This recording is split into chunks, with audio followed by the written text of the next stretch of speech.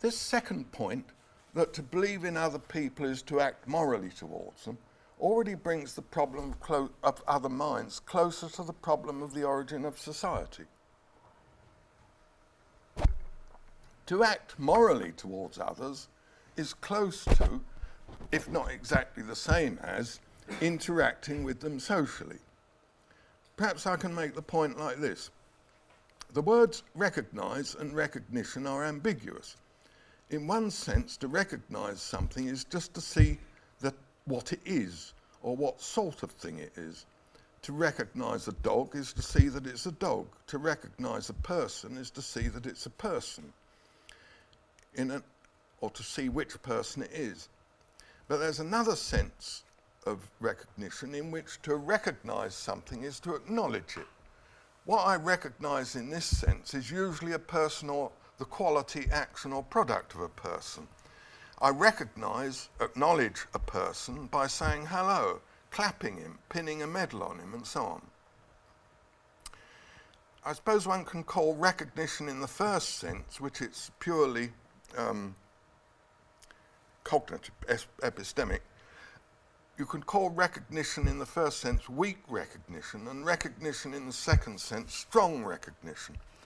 For it seems plausible to say that you can recognise someone in the first sense, what he is, who he is, without acknowledging him.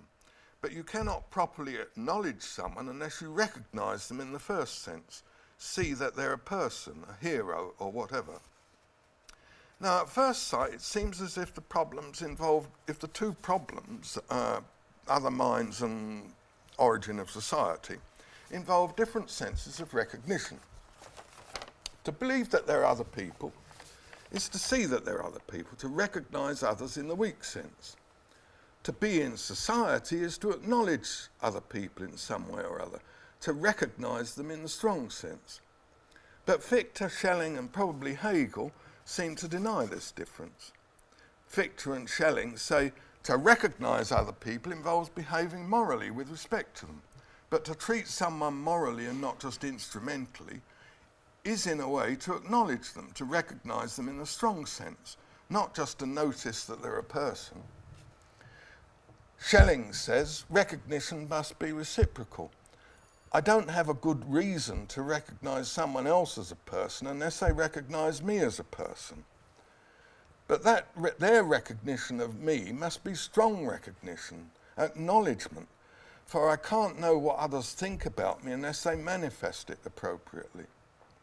Recognition which is appropriately manifested must be strong recognition, not just weak recognition. Put in another way, if something is a person, it must weakly recognise others as persons. So if I weakly recognise someone as a person, I must recognise that he recognises others as persons. But then this recognition, his recognition of others, must be strong recognition, acknowledgement, for otherwise I couldn't be aware of it. Now, the two problems, other minds and society, are closer together in the following respect. One might think that recognition of other people and social interaction with them are two different things. One might think, for example, that people recognise the existence of other people long before they interacted with them socially. Not the other way round. To interact socially with people, one has to recognise them as people. Though I suppose one might think they were monkeys and interact with them. But one can perhaps recognise them as people without any social interaction. But Fichte, Schelling and Hegel deny this. Recognition of other people and social or moral involvement with them go together.